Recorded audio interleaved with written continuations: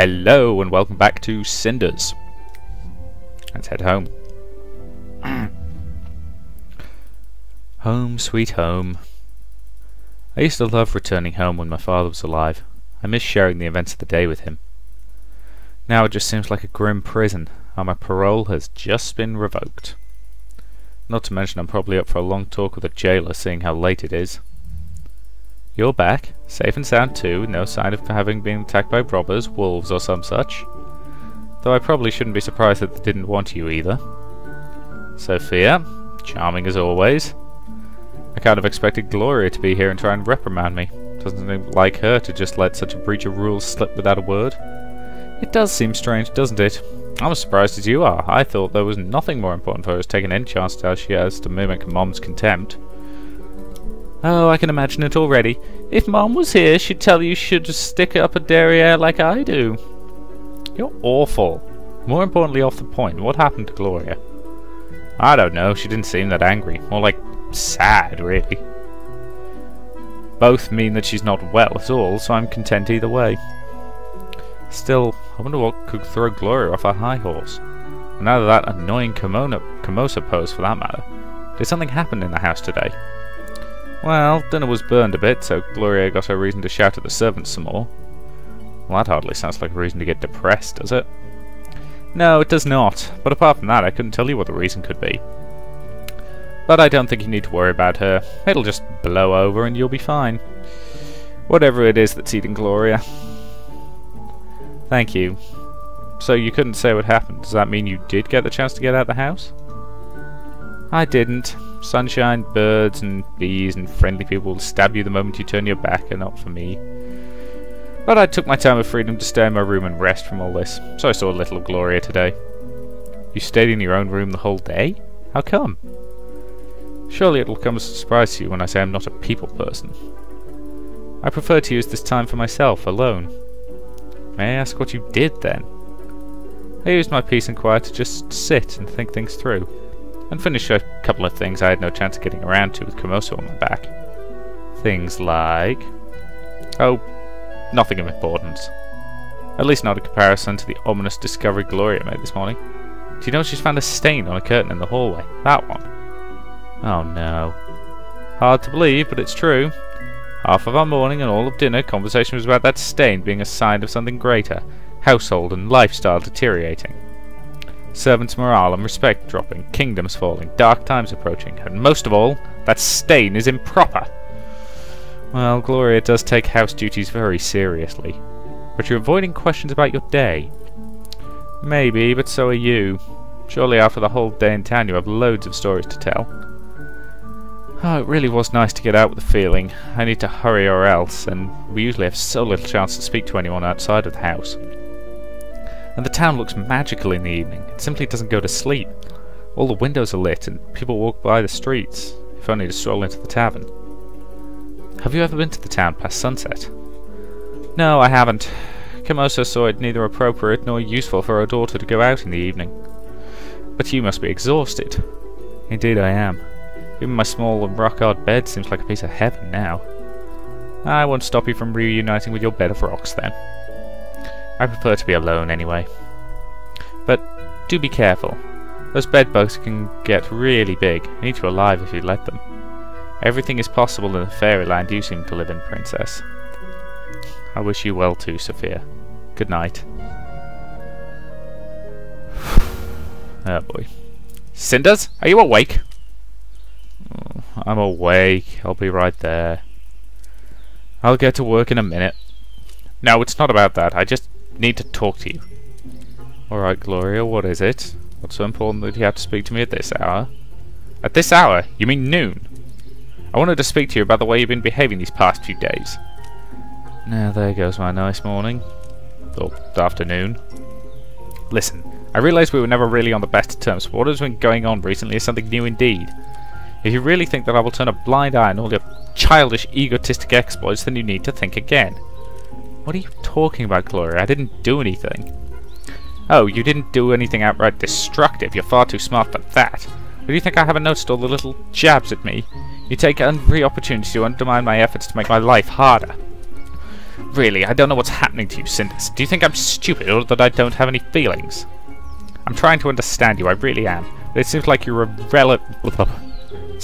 reveling in this chaos you're creating, as if you wanted things to fall apart. Despite all the efforts of those wanting to keep things together.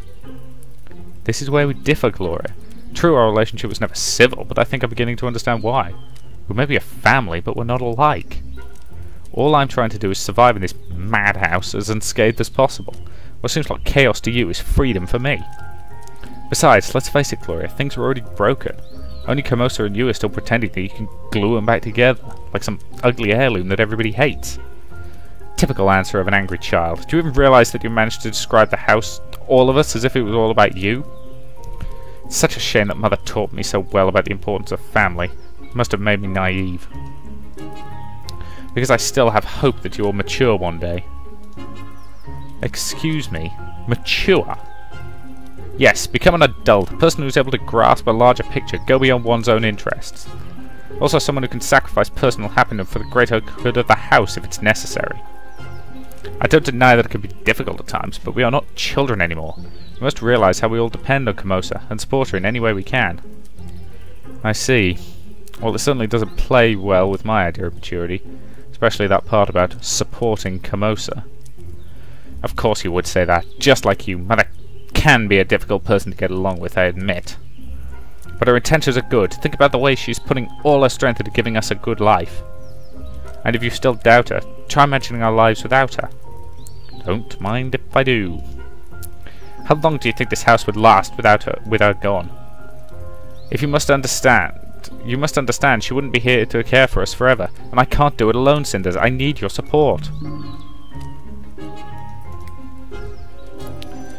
Alright, I see your point, and as much as I hate to accept it, I think I can agree with at least part of what you're saying. Of course Camosa means well. It's her house and where her daughters are, after all. Or at least you are. It's her actions, not her intentions, that I have trouble understanding. But maybe not anymore. Perhaps we're more alike than I've imagined. We're survivors, doing what's necessary to cope with the situation we've been presented with. Such insights give you credit, Cinders. They tend to come with age.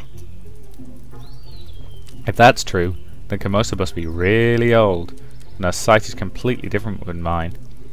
I would explain some things which... Maybe she's a victim of harsh circumstances. Maybe she did have to struggle all the time, and... yeah, maybe I can't really imagine what she went through. But think about the woman she became. A black widow, so spiteful she hurts her own children. But Cinders... Please, let me finish, Gloria. With all the pain she suffered, there was a lesson there that she missed. Sometimes being nice to people around you can make all the difference in the world. She has no right whatsoever to turn our lives to hell, Gloria, and you know it. She is how she is, Cinders. She's doing her best to manage everything, and it's a great burden. She could be terrible, but only because life could be terrible to her. You surely don't intend to change her now. Oh yes, no doubt about that. I'm not talking about changing her or acting nature. I'm talking about changing ours. We could certainly use some improvement in our natures, you know. This picture you are painting in front of my eyes seems pleasant, but also not very realistic. It requires one thing which we do not have. Mutual agreement. And we will not have that as long as we are not of one mind. That is, as long as Sophia keeps up her silly act. Gloria, I doubt that it is Sophia who we should be worrying about in this situation. I'm having trouble picturing her opposed to anything that would bring us more freedom from Camosa. No, Gloria, it's you. You are the unknown in this equation. We can't be sure about your loyalties. Now this is something I didn't expect. You're behaving just like Sophia. It would seem that you two have much more in common than meets the eye. You both prefer to spend your time criticizing me rather than trying to contribute. You could be helping me, helping us somehow. How can we understand each other if you do not even try?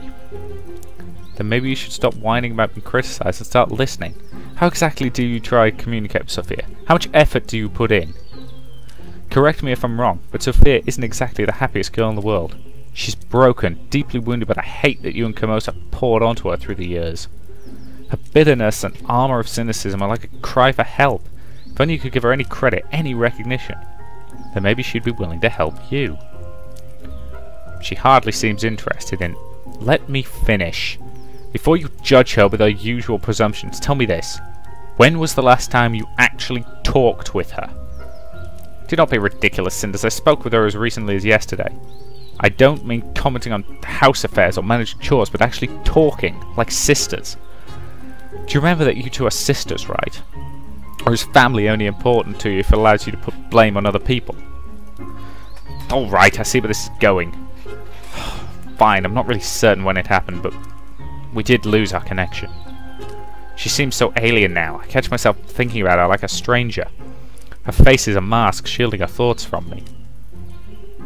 I agree that it is unfortunate, and it isn't only Sophia's fault that we grew apart. Maybe we could work on changing that.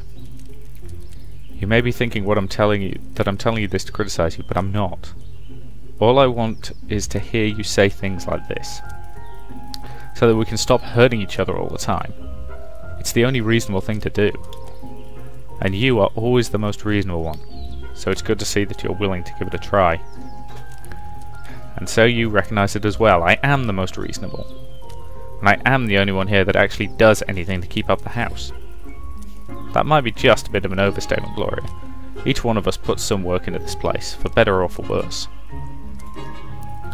We just have different perspectives, and so we each give a different kind of input, but surely you realise how naive that sounds.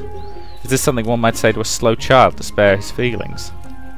I've tried to help you both understand the importance of Camosa's rules, and I seem to be the only one capable of understanding the requirements to keep a proper household. Will nobody ever learn? How long am I supposed to guide you and work alone against the laziness and stupidity of others? Hasn't it ever occurred to you that you might... Whoops. Hasn't it ever occurred to you that you might not have all the answers? Because that's the root of the problem right there. You try to be our teacher, or a disciplinarian. You have no knowledge that we lack, or no higher status, and you are not a mother. Stop trying to imitate Camosa. Is this how you think a sister should act? How should I know? Do any of you act like one towards me?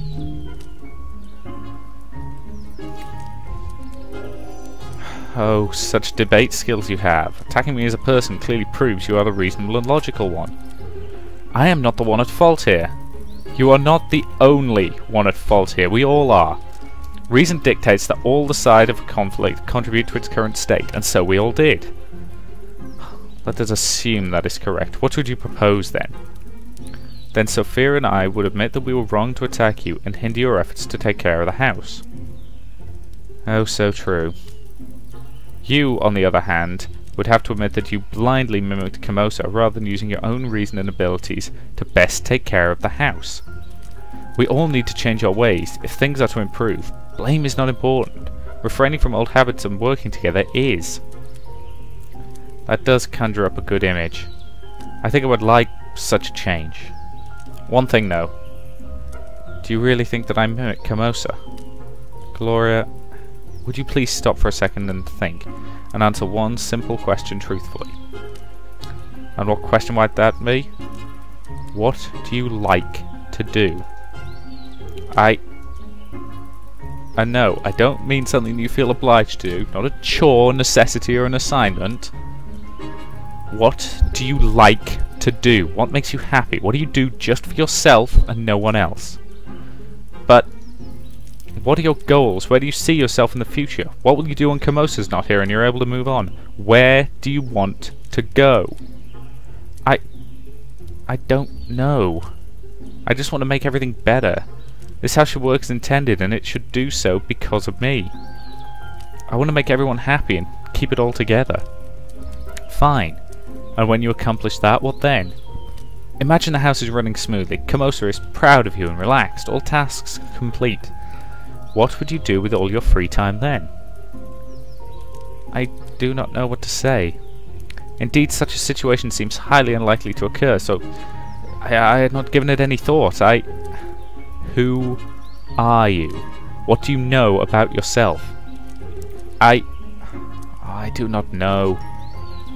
I do not know why. Why are you so mean to me? All I did was come in here with an open mind to talk to you, find some mutual understanding. You'll get no understanding because there's nothing to understand. You came here to reenact Camosa in a statement of superiority. That's not true. I did indeed try and get through you. You simply would not listen. You didn't either. Get through to me. You came here with your air of superiority to boost your own conviction. You don't care about myself or Sophia. All you care about is you. This is pointless. I see no reason to listen to such nonsense. Especially since I did nothing to deserve such treatment from an immature brat. Both of you are trying to turn everybody against you. Then you will be able to whine about fate brought you into living cinders and pain. Must have some huge lack of judgment to even consider treating you as a mature woman. Oh, look who's talking. Do you even understand what the mature word is? Or is it something you just repeat after Camosa? Fine, Cinders, get out. Enjoy freedom while it lasts. You have one more day until Camosa returns. And I will not stoop to debating the order of things with you any further, nor trying to teach you. You can go and do as you please for today, and we'll see where your freedom gets you. We both know you're powerless to stop you from leaving the house, or from doing anything for that matter, so you can stop pretending. Or did you grow accustomed to pretending too much? Pretending to have control, to be self-confident, to be Camosa? I do not have to listen to this. Goodbye! Whew. Hello there, Hall. Let's see what new surprises you have in store for me today. Because I have to warn you, after the conversation I just had, I'm hard to impress. Hello there, early bird. Only old surprises, apparently. You really should try harder next time, Hall. Having a conversation with a room. How bizarrely refreshing. It's good to see you too, Sophia. Now, I never thought I'd say something like this, but here goes. Camosa was right. Too much reading does make you crazy. But evidently, it also makes you interesting. Well, at least interesting enough to make my eternally uptight sister sneak into your room while she thought I wasn't looking. I seriously doubt she's that naive. Doesn't matter. The real question is, what did she want from you? Did she come to ask for help? So many hours without the chance to struggle for Camosa's approval must have left the poor girl quite disturbed. Oh, you know, Gloria, a true stronghold of independence, a font of wisdom. I take it she came to spread her usual Camosan propaganda among the little ones. Only to meet with steadfast resistance of the people. We will not be silenced, shouted the crowds. Oh my, must have been quite the display. Did the guard intervene? If you're asking if there was any violence, then yes, plenty. The street and square practically turned red. Oh, how lovely. Was she hurt?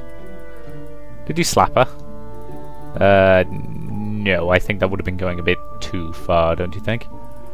My dear simple sister, who can really say? Such things tend to be relative, you know. One man's hero is a criminal to someone else. It's simply too complex for a girl like me to decide, so when it comes to Gloria, I don't analyze and stick to the golden rule. Violence is always the answer. I see. I think you've just given me a bit too much information there, Sophia. Oh, you're such a child sometimes. In case you didn't notice, we're living in the middle of a dangerous and unforgiving forest. This place is packed with wild, bloodthirsty predators. And whether we choose to see them or not, they exist. What a lovely thought. I'll think about it on my trip through the woods today. Oh, you're going out again? I have to eat something first, but yes, I'm going out. Why? I was just wondering if you... Well... What is it, Sophia? Are you blushing? Don't be ridiculous, of course I'm not blushing. I was just thinking that maybe you could use some company. You want to leave the house? Yes? Is that a crime? Dearest Sophia, no. Not in my book. Of course I'd love to go with you. But a lot is happening now. I wanted to have some time to think alone. I'm really sorry. Maybe some other time? When Camosa is back? Right. I'll get back to my room and stay there then. Forever. Oh, don't be like that. I'm really sorry. You just caught me by surprise. But I really would want to go out with you whenever we next get the chance. Yes, I understand. Go then and have fun doing your secret stuff. Thanks, I will. I'll see you in the evening. Sorry again. Hello, we head to town.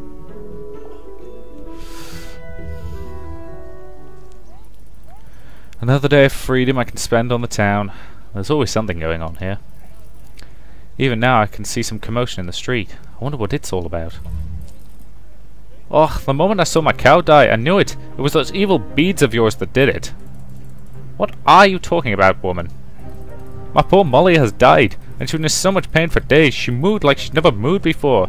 It was almost like moaning or crying. It was your fault. I've seen the bad omens. My poor Molly moaning and the odour of a wretched body maid. It must have been your curse, witch.